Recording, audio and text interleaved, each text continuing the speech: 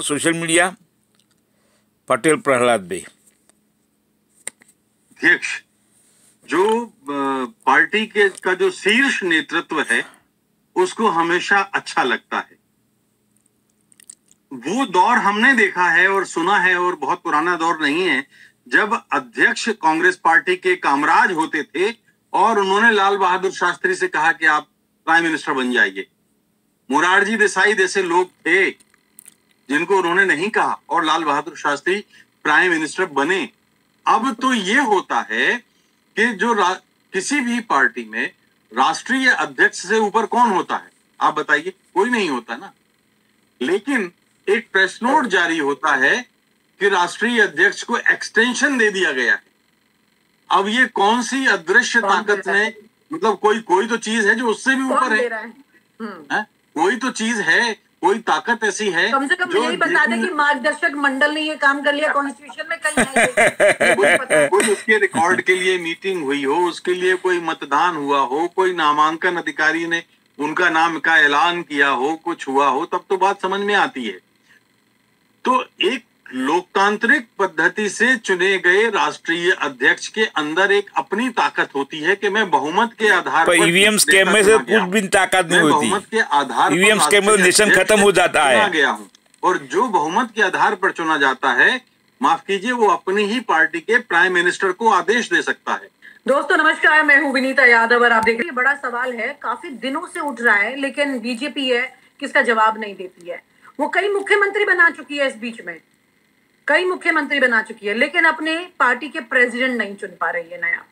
JP Nadda को लगातार खींचा जा रहा है। इससे पहले भी आपको याद होगा, जेपी नड्डा को प्रेसिडेंट बनाने से पहले भी किस तरह से अमित शाह जो है खुद एक उस फॉर्म में काम करते रहे जिसे कहते हैं कि जब तक ये नया व्यक्ति नहीं चुना जाता है प्रेसिडेंट, तब तक उन्होंने अपने मंत्रालय के साथ साथ ये काम चलाते रहे। आखिरकार कौन सा ऐसा डर है बीजेपी के अंदर जो इसे नहीं होने दे रहा है कि मुख्यमंत्री का नाम चल सकता है लेकिन प्रेसिडेंट का नाम अभी नहीं चल सकता है? आखिर ऐसी कौन सी बात है? आइए चर्चा करते हैं वरिष्ठ पत्रकार राजेश बादल जी के साथ में। सर से समझेंगे इस बात को कि ऐसा कौन सा डर है सर जो कि मुख्यमंत्री तो चुना जा सकता है लेकिन प्रेसिडेंट नहीं चुना जा सकता। ऐसी क्या बात है sir? This is the perfect. धन्यवाद विनीता। देखो, मुख्यमंत्री चुनना और पार्टी के लिए राष्ट्रीय अध्यक्ष चुनना दोनों ही अलग कवायद है। और मुख्यमंत्री तो आपको देख ही रहे हैं हम लोग 10 साल से कैसे चुने जाते हैं, लेकिन पार्टी अध्यक्ष के चुनाव में अब खासतौर पर पिछले 10 वर्षों में जो उनके पिछले 5 वर्षों में जो उनको अनुभव हुए हैं, मैं कह सकता हूं कि बड़ा मुश्किल है और बड़ी चुनौती इसलिए है कि देखिए, पहले अमित शाह थे तो अमित शाह और प्राइम मिनिस्टर नरेंद्र मोदी की केमिस्ट्री अच्छी है और वो केमिस्ट्री अच्छी रही तो जोड़ी चल गई। ठीक वैसे ही जैसे किसी जमाने में लाल कृष्ण आडवाणी और अटल बिहारी वाजपेयी की चलती थी, तो अटल बिहारी वाजपेयी और आडवाणी जी का अगर आपको याद हो तो अटल जी तो 6 साल तक अध्यक्ष थे और आडवाणी जी अलग अलग, मेरा ख्याल है अगर मुझे ठीक याद है तो 3 बार में वो 18 साल तक, 12 और 6 18 साल तक ये दोनों रहे। तो अब इनके लिए चुनना इसलिए कठिन है कि कुछ अध्यक्ष जो ऐसे आए जो उन्होंने पार्टी के लिए मुसीबत खड़ी की। हम नड्डा से शुरुआत करते हैं कि जेपी नड्डा ने आए और 2 उनकी टिप्पणियां ऐसी रहीं, उन 2 टिप्पणियों ने भारतीय जनता पार्टी का अगर फायदा नहीं किया, नुकसान नहीं किया तो फायदा भी नहीं किया। और एक टिप्पणी उनकी बिहार के में थी जो उन्होंने की थी कि इस देश में अब प्रादेशिक और क्षेत्रीय पार्टियां समाप्त हो जाएंगी। बिहार में कहा था। इसका अर्थ ये था कि छोटी और मझोली पार्टियों के लिए अब कोई संभावना नहीं है और डेमोक्रेसी इसके उलट कहती है। डेमोक्रेसी में एक नहीं, एक डेमोक्रेसी चलती नहीं है। ईवीएम स्कैम से वो है, हर कोई अपना अनएजुकेटेड इलेक्टेड चुनवा सकता है, अपनी पार्टी का गठन कर सकता है, उसको इसमें कोई पाबंदी नहीं है। अब सब उसका प्रॉब्लम नुकसान ये हुआ ईवीएम का है। कि उसने- फर्स्ट आप ईवीएम देख थ्रू रहे हैं डीप कि सी पार्टी की आफ्टर जो स्थिति डेमोक्रेसी है, जीडीपी बड़े बड़े रुपीज ट्रस्टेड सहयोगी पार्टी के छिटक गए, निश्चित चला जाएगा। अकाली दल छिटक गया, शिवसेना पुराने पे थी वो छिटक गई, और भी कुछ तो दल छिटक ईवीएम गए। से सब तो चलता है, पार्टियों अब खत्म पार्टी को क्या कर करना देगा। पड़ा मजबूरी में डैमेज कंट्रोल करने के लिए नड्डा के इस बयान पे उन्हें अपनी नई छोटी पार्टियां गढ़नी पड़ी। जिसका दूसरी डैमेज पार्टियों को कंट्रोल नहीं तोड़ होगा, देश दिया। डैमेज हो शिवसेना जाएगा। में शिंदे को ले आए, अजित पवार को लेकर के एक नई एनसीपी बना दी। तो इस तरह से उन्होंने प्रयोग शुरू किए उस एक कितना लोगों बयान का माइंड बिगड़ता का होगा। डैमेज कंट्रोल करने के लिए। जी। दूसरा बयान ये था नड्डा का कि नड्डों अब बड्डो बजा RSS की खोटा हमको से जरूरत लट्ठा से नहीं है। बजा। अब ये अगर कोई पढ़ा लिखा और बौद्धिक बयान होता तो शायद इसका कुछ लोग विश्लेषण भी करते, लेकिन हम सब जानते हैं कि भारतीय जनता पार्टी के भीतर जो आरएसएस का कार्डर है, जो कार्यकर्ता है, करीब करीब 50% हैं लोग जो आरएसएस से निकल के आए। तो जाहिर सी बात है पार्टी का सुप्रीम राष्ट्रीय कोर्ट अध्यक्ष अब सब जब इस तरह का प्रॉब्लम है। बयान देगा तो वो खुश तो नहीं होंगे, आज भी नहीं है। और उस वक्त भी उन्होंने ये कहा था कि ये जो है अपनी माँ को की आलोचना कर रहे हैं, जिस कोख से सुप्रीम भी क्या करे? राष्ट्रीय स्वयंसेवक संघ की ईवीएम कोख कब से सीटों आएगी, बीजेपी का जन्म हुआ है, वो सब चेंज ये हो उसको जाएगा ही नकार रहे हैं। पार्लियामेंट में। तो अब इनके संस्कारों को क्या कहा जाए? ये पार्टी के भीतर बहुत गंभीर मंथन चल रहा है।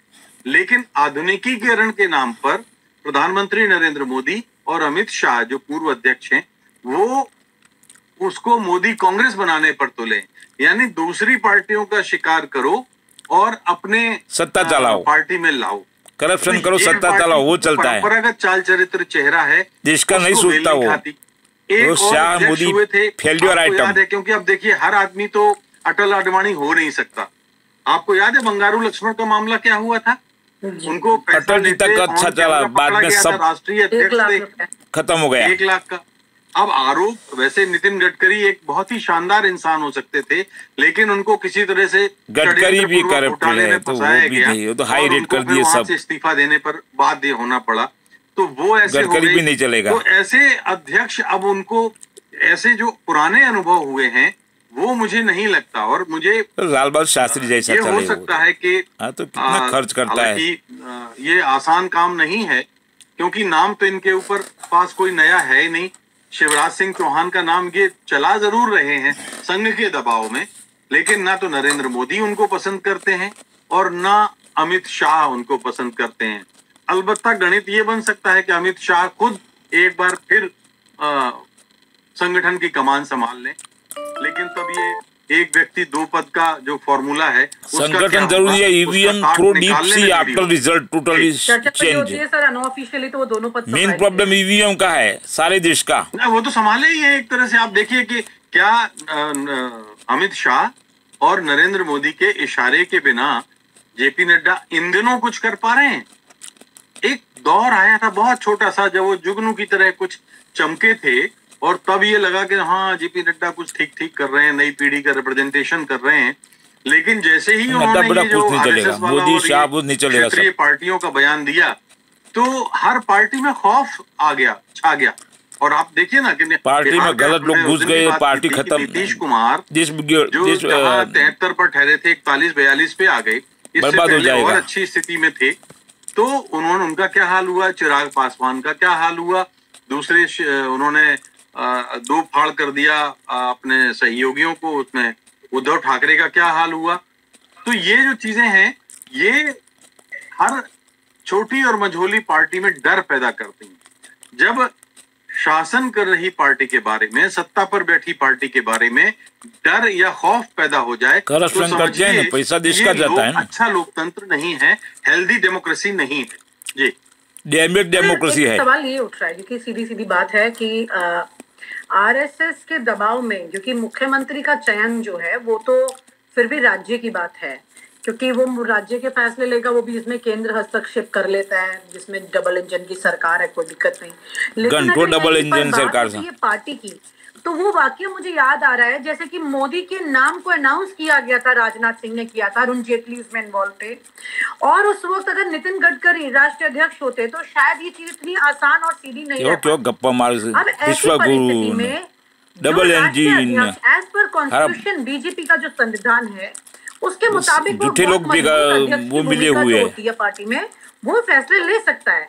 ऐसे व्यक्ति को ला करके बिठाना जो निष्क्रिय रहता है और फैसले पीछे कोई और ले रहा है, यानी कि ये पोजीशन डमी तो है नहीं।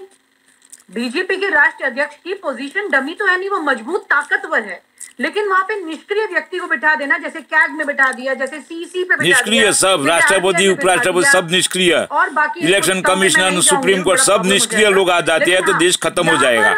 मोदी निष्क्रिय, शाह निष्क्रिय, सब निष्क्रिय है। पद से शुरुआत की बीजेपी ने, देखा जाए तो निष्क्रिय लोगों को लाके बिठा देना जो कुछ ना करे, और ऐसी परिस्थिति में बड़े आराम से वो अपना काम कर सकते हैं। तो ऐसा क्यों नहीं हो पा रहा है कि, पहला सवाल तो ये सर, ऐसा क्यों नहीं हो पा रहा है कि कोई करके स्ट्रांग हो जाता है, कई बार व्यक्ति पद को जिंदा कर देता है, वो क्यों पिछलग्गू बने हुए हैं इनके? नंबर 1, इलेक्शन में टीएन सेशन जैसा चाहिए। आरएसएस ऐसा कौन सा व्यक्ति बिठाना चाह रही है इस पद पर कि इनकी हालत खराब हो जाएगी, गुजराती लॉबी की टेंशन बढ़ जाएगी? देखिए, पहली बात तो ये है कि डमी अध्यक्ष जो पार्टी के का जो शीर्ष नेतृत्व है उसको हमेशा अच्छा लगता है। Do you want to start a highly... वो दौर हमने देखा है और सुना है, और बहुत पुराना दौर नहीं है, जब अध्यक्ष कांग्रेस पार्टी के कामराज होते थे और उन्होंने लाल बहादुर शास्त्री से कहा कि आप प्राइम मिनिस्टर बन जाइए। मोरारजी देसाई जैसे लोग थे जिनको उन्होंने नहीं कहा और लाल बहादुर शास्त्री प्राइम मिनिस्टर बने। इसका मतलब ये हुआ कि पार्टी तब इतनी ताकतवर होती थी कि सत्ता उसको रिपोर्ट करती थी। पार्टी में ताकत नहीं है, ईवीएम से मोदी शाह बना, ईवीएम से सब गलत चलता है, उसमें सरकार सब ऑल सेक्टर फेल को चला रही है।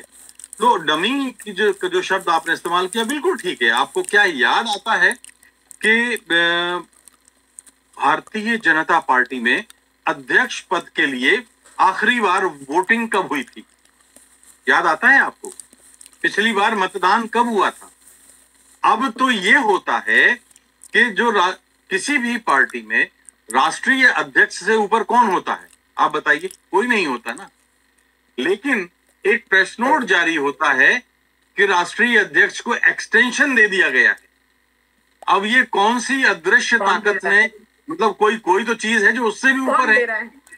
गधेड़ा ने सी बना पासा देश बर्बाद थी जो ये गधेड़ा से मार्गदर्शक मंडल ने ये रंगा बिल्ला आणि ईवीएम त्यांनी जबरदस्त तकलीफ त्यांनी देश माटा देश बर्बाद थी जो अधिकारी ने उनका नाम का ऐलान किया हो, कुछ हुआ हो, तब तो बात समझ में आती है। तो एक लोकतांत्रिक पद्धति से चुने गए राष्ट्रीय अध्यक्ष के अंदर एक अपनी ताकत होती है कि मैं बहुमत के आधार पर नेता चुना गया हूं, मैं बहुमत के आधार पर राष्ट्रीय अध्यक्ष चुना गया हूं। और जो बहुमत के आधार पर चुना जाता है, माफ कीजिए, वो अपनी ही पार्टी के प्राइम मिनिस्टर को आदेश दे सकता है। और हमने देखा है अतीत में जवाहरलाल नेहरू को आदेश मानना पड़ा, इंदिरा गांधी ने नहीं माना, वो अलग बात थी, लेकिन वो भी हमने एक दौर देखा जब मोरारजी देसाई प्राइम मिनिस्टर थे तो चंद्रशेखर की स्थिति क्या थी, हमने वो भी दौर देखा है। तो कहने का मतलब यह है कि लेकिन अब वो स्थितियां बहुत बदल गई। अब जो बड़े नेता हैं राष्ट्रीय अध्यक्ष के पद पर, ऐसा कोई नेता नहीं चाहते जिनसे वो उनके पद को खतरा हो। अब नेता नहीं, अब तो गलूड़िया पे होती है, सुरक्षित महसूस करें। और आजकल कुछ ऐसी सियासत हो गई है कि वो हर सामने वाले से वो अपने भय में रहते हैं। तो जेपी नड्डा से जैसा एक मैं शब्द क्या कहूं, मैं वो शब्द ही, उसके अलावा कोई दूसरा शब्द भी बेहतर सा नहीं है। जेपी नड्डा राष्ट्रपति उपराष्ट्रपति बता रबर स्टैंप, अपना इलेक्शन कमीशन रबर स्टैंप, कुछ अध्यक्ष सुप्रीम कोर्ट रबर स्टैंप, बता रबर स्टैंप पार्टी में तो मुझे नहीं नजर आता कि ऐसा कोई अध्यक्ष हो। शिवराज सिंह चौहान भी नहीं हो सकते, जैसा जो बहुत नाम उनका आ रहा है। दूसरा जो पाप के सवाल का दूसरा भाग है कि क्या राष्ट्रीय स्वयंसेवक संघ के पास भी कोई ऐसा ट्रम्प कार्ड है? नहीं, राष्ट्रीय आरएसएस पर भी फेल है। मुझे लगता है आरएसएस के पास इसकी चाबी हो सकती है, बशर्ते आरएसएस की चले।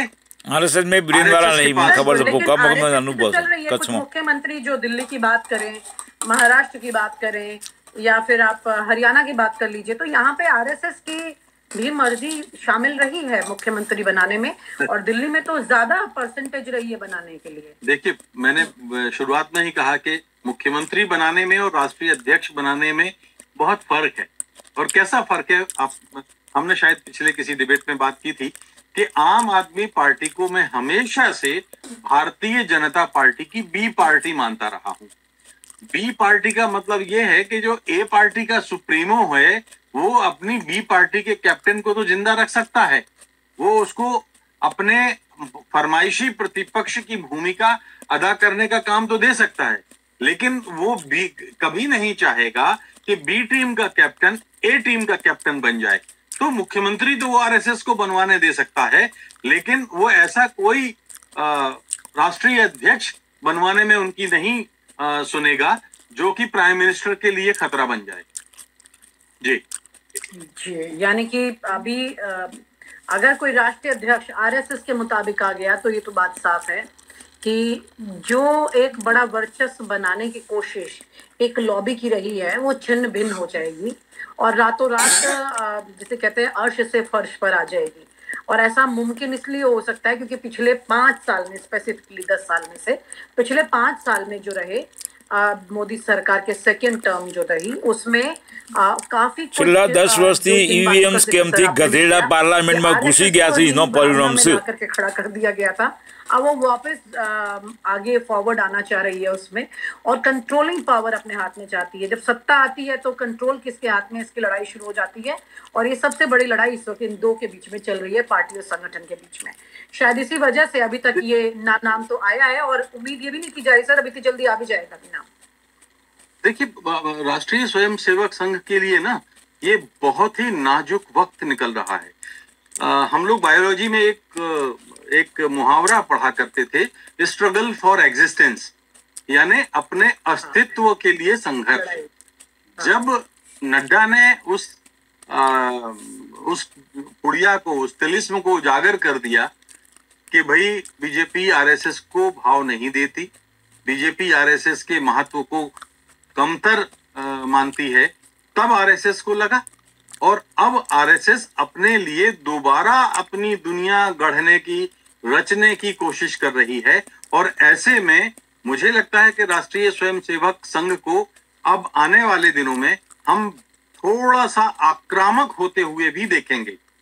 अफसोस की बात यह है इसके लिए करना जरूरी है। इसके लोग जिन मुद्दों पर आक्रामक होते हैं, रंगा बिल्ला को निकालो बस, उनको अपनी ही पार्टी के अंदर प्रभाव पैदा करने में सक्षम नहीं है। वो एक जन धारणा तो बना सकते हैं हिंदू राष्ट्र बनाने को लेके या नाम बदल देने को लेके या किसी भी बात अल्पसंख्यकों के बारे में, लेकिन उससे बीजेपी को क्या फर्क पड़ता है। लोग तो यही समझते हैं कि यही तो बात बीजेपी कहती है, तो बीजेपी की नीतियों पर ही तो आरएसएस चल रहा है, या आरएसएस की नीतियों पर ही तो बीजेपी चल रही है। ये बात जी, लेकिन ये फर्क के साथ अभी सत्ता के सुख भोगने का भी फर्क यहाँ बड़ा आ गया है। किसको कितना कमाना है ये फर्क भी यहाँ पर आ गया है, किसकी जेब में कितना जा रहा है। बहुत सारी चीजें हो गई हैं, पर्दे के पीछे चल रही हैं। पर्दे के पीछे साजिश चलती है, स्कैमत से टोटली। शायद इन सब चर्चाओं से उन्हें समझ में आया कि पर्दे के पीछे कहानी